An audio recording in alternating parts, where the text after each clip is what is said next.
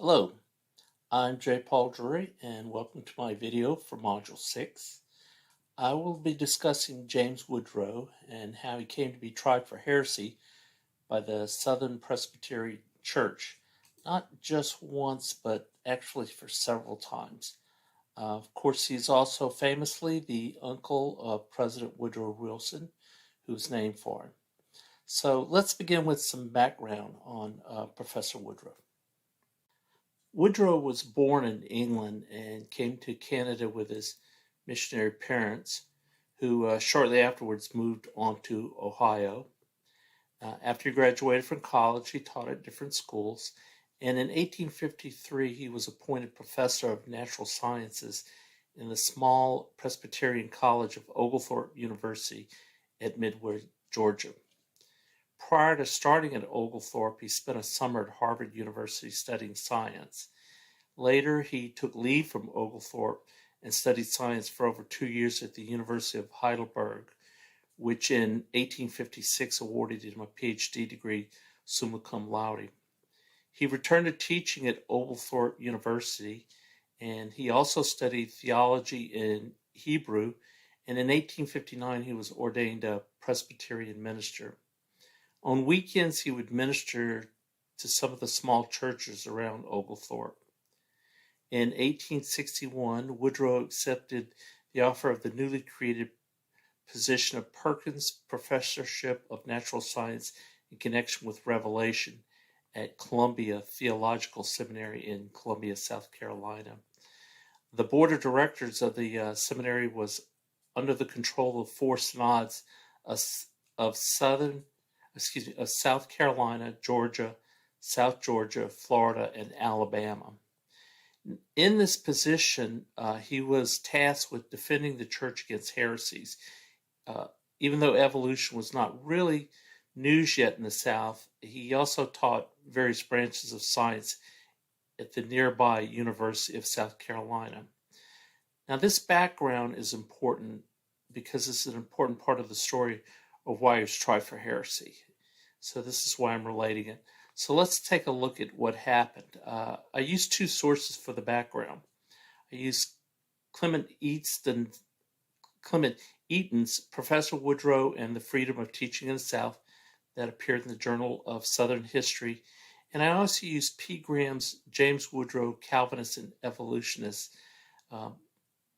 Both of these sources were used throughout the video to tell the story of what happened next.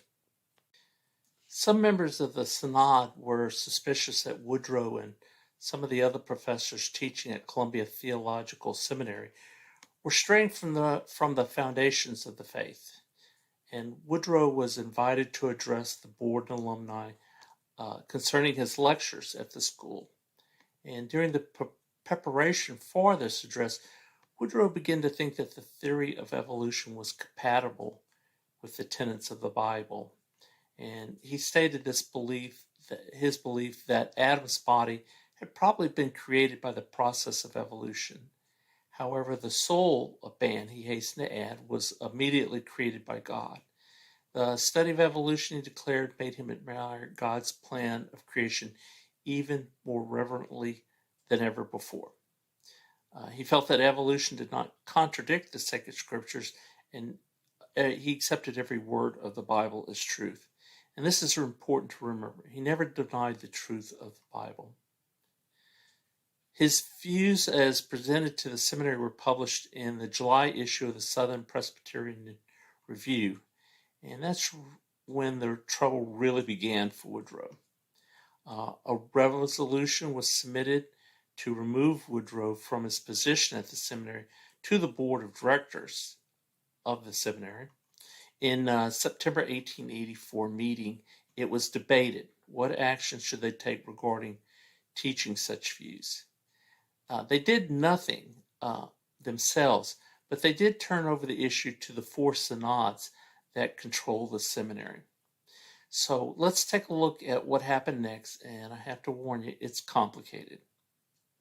The first Presbyterian synod to hear the Woodrow case was that of South Carolina in October 1884.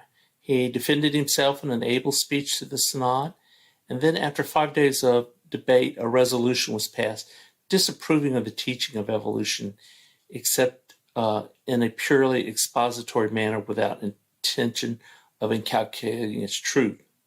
The three other controlling synods of Georgia, Alabama, South Georgia, and Florida denounced the teaching of the doctrine of evolution in the seminary and instructed the board of directors to prohibit such teaching in the seminary. Confronted with this wide repudiation of Woodrow's views on evolution, the board of directors of the seminary voted 8-4 to request Professor Woodrow to resign. He refused to do so, asserting that his teaching in the seminary was in accord with the Bible and the Presbyterian confessions of faith. The board then voted to dismiss him from his professorship. Woodrow appealed to the four synods that controlled the seminary. Two of these, Georgia and Alabama, upheld the action of the board of directors, but the other two synods did not.